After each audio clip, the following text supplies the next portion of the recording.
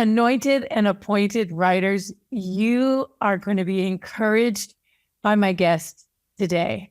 I'm speaking with Rebecca George. She's an accomplished podcaster, a blogger, a pastor's wife, and an author of the new book, Do the Thing. If you have something on your heart that you know the Lord has been nudging you to do, that you know that you feel called to do it and you almost can't rest at night until you move forward, then you're going to gain a lot of encouragement from what Rebecca has to offer. Welcome today, Rebecca. I'm so glad that you're with us. Oh, Nika, I'm so happy to be with you. Thank you so much for having me. When I read Do the Thing, I was delighted. I'm going to use the word delighted for all of the terminology, unique terminology that you have come up with. You have different ways of describing support levels and friendships. You have different ways of describing how we approach things and as writers or anyone with a goal. But I love your term glory goal. Can you describe for the listeners today, what's a glory goal? I would love to. Well, I love talking about how we're connecting the gifts and talents that we believe God has given us to how we're using them to build his kingdom and advance the gospel and all of those things that we get to do as disciples of Christ.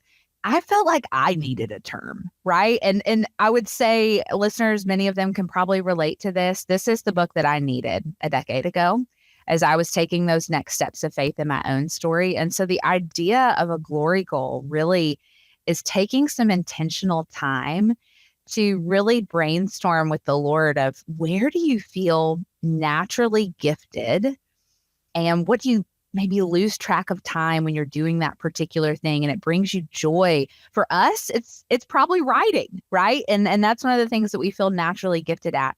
And then what's that thing that's been stirring on your heart for some time? And maybe it feels big and scary, maybe it feels small and mundane, but nonetheless, it is how you feel in this particular season that God is prompting you to use your gifts and talents for his glory. So it's really simple, but I think many times we don't take the intentional time to really sit with the Lord and sit with a journal and kind of dream about that. That's the best word that I can think to describe it.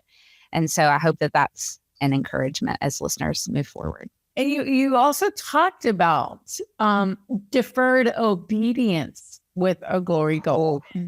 I know that any writer who has dreamed of writing and has felt like it's a calling for his glory, they deal with deferred obedience. What can you say to anyone who's in a season of deferred obedience?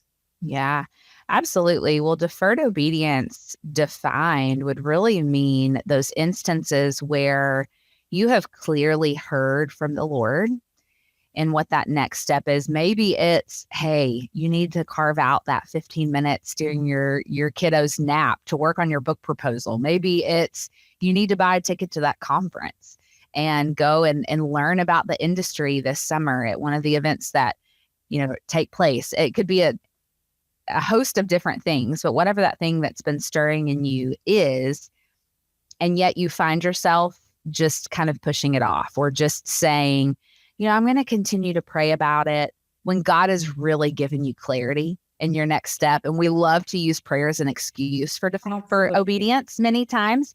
And now I always say, is prayer one of the most vital things we do as we walk forward in obedience and seek the Lord's wisdom and discernment on a decision? Yes, every time. Absolutely. And there comes a moment where he will give us that wisdom, as the book of James tells us that he'll give us liberally without reproach when we ask him for it. And when he does, our job is that next step of faith. And so that deferred obedience would be those moments when we choose to kind of shrink back or not move forward, even when the Lord has given clarity. And I'm raising my hand and preaching right back at myself because I have certainly done that many times in my journey as well. So again, this is the message I needed a decade ago. We do say, I'm praying about it. We can tell it within ourselves. We know in our hearts. Yes, Am I just saying that I'm just praying about it when I'm using it as a cushion to not move forward?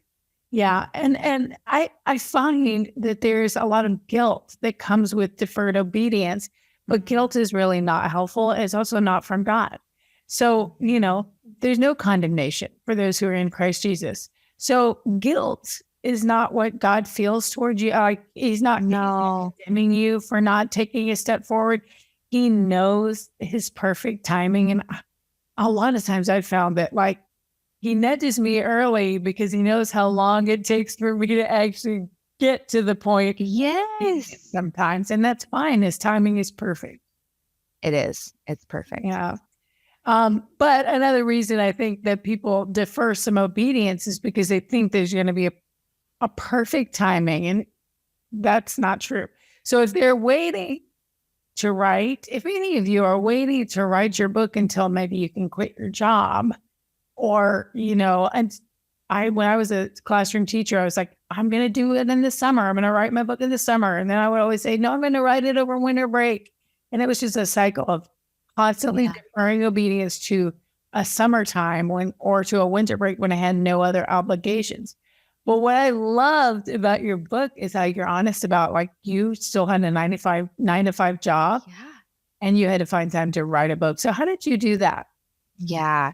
Well, I'll first say, Nika, what the Lord did to prepare my heart for this season was really, really special. As I look back over it, I married my husband in 2019, which moved me to South Mississippi for a few years where he was pastoring at the time. Since then, we have moved back to East Tennessee. So you're going to read a lot of references to our life in Mississippi in the book. But by the time the book came out, we were actually in East Tennessee. And prior to that, I had lived in Knoxville, Tennessee, an SEC college town close to the Smoky Mountains with all the things in the world to do on the weekends. I could hike, I could go to Dollywood, I could go to the farmer's market. There were a lot of distractions in that season. And then I got married and I moved and I left everything. And while I still had a job and I was supporting my husband in ministry and all of those things, I had a lot of distraction removed in that season, which was actually, in hindsight, although it was one of the hardest seasons of my life, it was one of the most beautiful gifts from the Lord because I had nothing to cling to but him and my husband and figuring out marriage together in that season. And that was actually the season that the Lord saw fit to open the doors for me to write this book. And so I wrote it during the pandemic while I was still working a full-time job remotely from our house. And so I would say this particular book was written in the nooks and crannies of my everyday life. It was not a beautiful, this picturesque thing that I think a lot of us writers love to dream about, where we're sitting at a cabin alone and we're looking at some, we're either in the mountains or we're like at the beach and we're, magically spitting out 30,000 words in this week-long trip that we like. That was not my reality. I wrote, 250 words at a time on my lunch break, or when work would kind of die down for the day, I would pick up my Word document. And I just think that's important to say because it's not a reason to not get started. And I don't want that to hold any more books back or any other writers back, because it certainly held me back for a while. And I think as I continued to look around at even some people who are leading in our industry, they're not just writing. It's not their only source of income for most people. Even very successful authors still do other things. Yeah. And so I just love that you're bringing this up because I think it can hold us back and I don't want it to, Right. It could be anything. Maybe for some writers, it's the thought, oh, when my kids graduate from high school and they leave the house, then if there's any then in the stories that you're telling yourself, question it. Just say, oh, really? Will it be easier then? Why do I think so? If God's nudging me to do it now, why am I trying to think that it's a better time would be later? Maybe the lessons that you learn while you have a job and write, or while you have kids at home and write, are the lessons that need to be in the book. And in your case, it was part of the content of the book was about keeping your job and running a nonprofit and having other things going on. I love that. 250 words during a lunch hour are still 250 words. That's right. And Nika, I want to be honest and say when I started writing, I am such a to-do list person. I'm such a sort of methodological in the way that I think about tackling a project kind of person. And so I remember when I signed my contract, I thought, okay, because of the format of the book, there's some workbook type components. My word count was supposed to be 60,000 words rather than a typical 50,000 for a nonfiction trade book, right? And so I thought, well, that's easy. If I just wrote 1,000 words every business day for the next 60 business days, I'm done. Like, that's no big deal. That's no big deal. And so for about 10 business days or so, I did that. And there came a day pretty quickly where the words were not coming. And there would be a day where I would word vomit 2,000 words because it was a chapter that the Lord had really been doing a work in my heart about. And then I would get to something or a concept or a story that felt a lot harder to write, or the Lord wasn't downloading it as quickly as he was the week before. And that just happens as writers. That's part of the process. And so if you are a type A methodical type thinker like me, I just want to share that as well, because there's never going to be the right time, the good time, the best time to write your first book or maybe even your next book. But we can be flexible and kind of have our hands open to that process that might look different even from book to book and season to season. I think that's important to say as well. And the process is a process. You're working on a project, God's working on a person. And so the process involves your development of character and faith. And if you have to wait, if he has you in a period of time where you're waiting or continuing to pursue something that it doesn't seem to be having a lot of movement, it doesn't mean there's something wrong with you and he had to work more on you than somebody else. It just means that's the process that he's walking with you, and there's no right or wrong way. So I loved reading in your book that you had presented your proposal, your idea, and that literary agent was like a nice, but not now. Yeah. So I think that's important to say. I went to my first writing conference in 2015. I went to She Speaks, the Proverbs 31 conference that happens every summer. And I was fresh out of college, a few years on the other side of my mom's cancer journey, and just like had so much joy and excitement about what I felt like the Lord had for me with writing and speaking. Took my first book proposal and got a lot of great feedback, but it was a no all the way around. No for now, all the way around.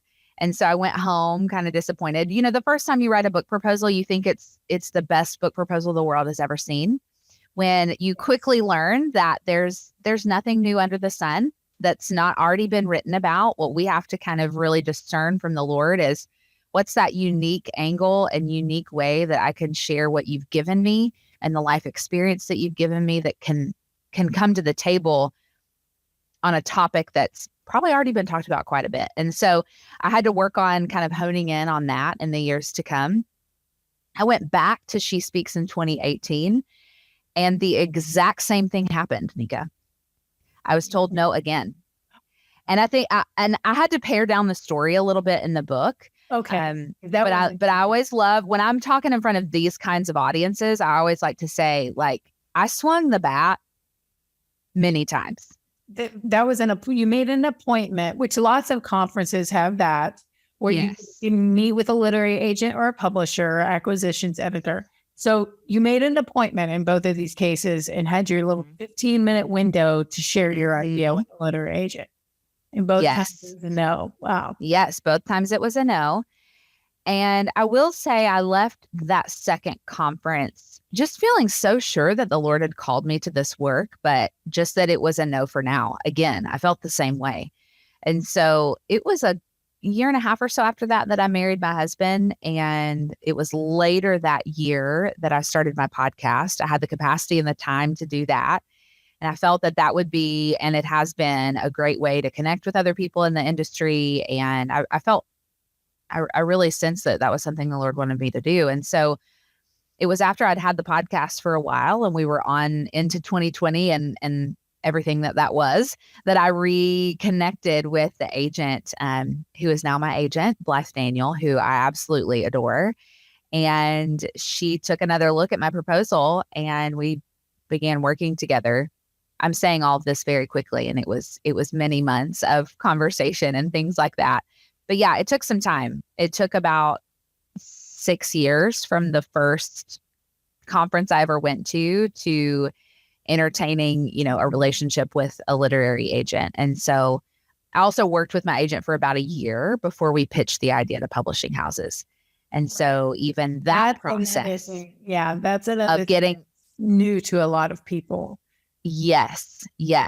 So is it helpful for me to explain that process, or does that already happen? Go ahead. Okay. Yep. So I signed with my literary agent. And if you're new to this space and you're wondering, like, what does a literary agent do? I liken it to almost like a real estate agent type relationship. Like, they work on your behalf to really represent you well to publishing houses, to negotiate in those conversations when you get kind of further down in the path of talking with a publisher about your idea.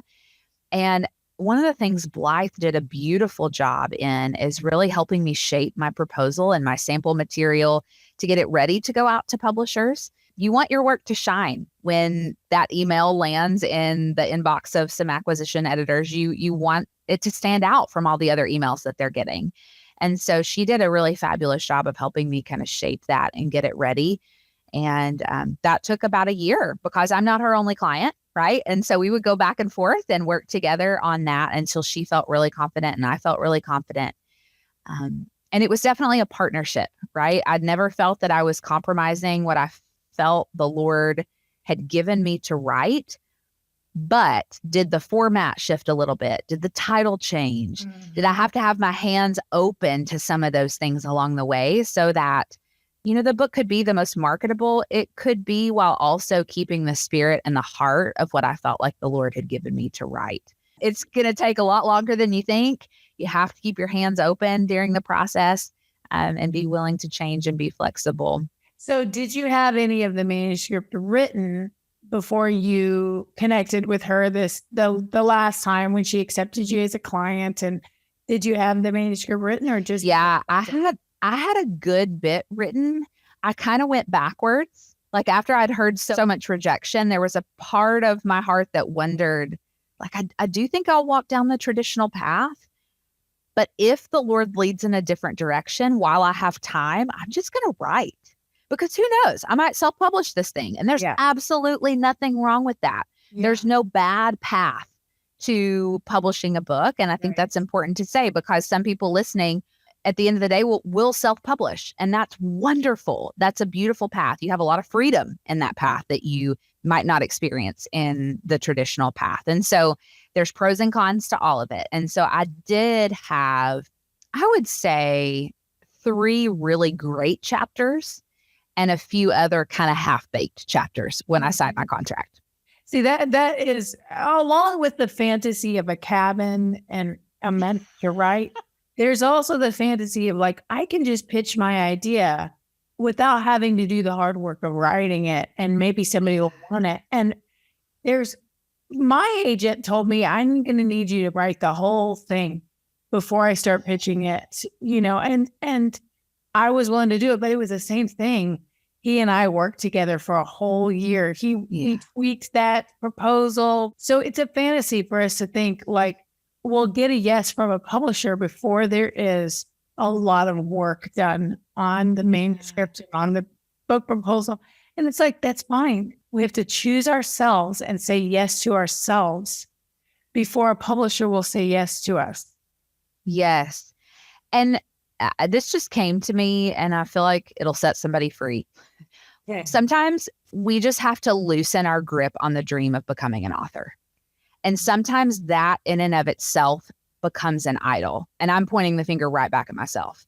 As a young child, I loved books. I played librarian when I was a little girl. It has been my dream most of my life to do what I'm doing now. Mm-hmm. And so on those days when you experience that rejection, or it's been years and you still have that longing to pursue that dream, sometimes it is realizing, okay, it's going to maybe take a year of me working with an agent to get this ready. Maybe self-publishing is the right path for me. Maybe I do need to consider tweaking the format of this book to make it more marketable. All of those things that we kind of have to process along the way. Don't forsake what the Lord has given you in the heart of the message, but do be flexible with the method in which it happens. Bottom line, it's not the end of the world. It's not a non-negotiable thing. It's a preference, and we have to let go of our preferences sometimes. Mm-hmm. You do the self-sacrifice that is necessary for him to give it back to you in his timing. And it's a freedom. It's freedom. Yeah. And it results in a better book and a better ministry to others. That's right. And I would say that about the editing process as well, which I don't know if we're going to get there today, but one of the most helpful pieces of advice friends gave me was just, one, prepare yourself for the day that you'll get your manuscript back from your editor for the first time. I remember where I was when I opened up that Word document, and I will never forget that. And after spending all the time that we've talked about, getting it ready and writing the manuscript and turning it in, you then have an editor who they are the expert in writing. You are the expert in your book, right? And so you have to see your rightful place in the situation, and again, have your hands open to being coachable. The more we are able to see that particular part of the process as something that will make us a better writer is to the extent to which we're able to enjoy the work that we've dreamed of doing for a long time in the first place. Now, did I have my days that I struggled with that? Certainly, absolutely. But I think if we remember that at the end of the day, it's going to make us better, and it's going to serve our end reader so much better. That certainly helped me in that part of the process too. It truly is a team project to put a book out there in the world. And at the end of the day, you're glad for the team. That's right. That's right. I will never walk in a Barnes and Noble or a bookstore and pick up a book off the shelf and see it the same ever again. There are so many people that are a part of the process, from design to editorial to going back and forth 11 times on your back cover copy to make sure you got it right. Like, there's so many things that you just don't know until you're in it. Yes. So last question I have for you. I'm just curious, did your title and subtitle change between the time when it was your idea and final product? So many people really, they're motivated by a title or by a subtitle, and that's great. It's like the engine that kind of gets the ideas. Right. But I'm curious how it changed for you. Yes. I'm going to give a caveat before I give my answer. I want to first say that I had so many people share with me to be open to change in that area, which is really hard, because when we come up with an idea that we think is really good, we're so married to it. And I so get it. I get it. I have titles of books I probably won't get to for 8 to 10 years that I will wake up some mornings thinking like, man, I can't wait to write that book. And who knows if we'll land on that exact title, right? So that said, I did initially pitch Do the Thing. My podcast was under that name, but so we did stick with the original title, and Gospel-Centered Goals, Gumption, and Grace for the Go-Getter Girl was my proposed subtitle. They loved it, and so did I. I felt like it was really clear who the book's for. It felt really true to the message, and so we stacked hands pretty quickly on that. But I know that is the exception to the rule. So I want to make sure and say that real clearly. Yes. That I don't know that will ever happen again, but I'm thankful it happened this time. Right. I think the reason why it worked for you is because you already had a podcast, so you knew your audience really, really well. You knew your listener, and you knew that your listener was your reader. So your subtitle nails that ideal reader. I think sometimes as writers, we don't spend enough time figuring out who we're talking to. That's right. Yes. And the more clear you are on that, and the more you know your audience, the easier it will be to nail a title on the first or second or third try, you know? Great advice. Yeah. So good. Well, Rebecca, this has been just a delight to me. As I said from the very beginning, I was delighted by reading your book. I highly recommend it. And I'm going to be highly recommending it everywhere I go, because you've summarized the journey of becoming an author and what you need along the way, those supportive friends and relationships, and the perspective with God, the willingness to wait and to do hard things. Thank you so much for being on the Keep Writing podcast today. I know that everyone is going to be encouraged by these words and by reading your book. Well, thank you, friend. I'm so happy to know you and finally get to connect. We have ran in similar circles for a while. So sometimes it takes, okay, let's record for our podcast to get to finally connect. So this was a joy. Thank you so much.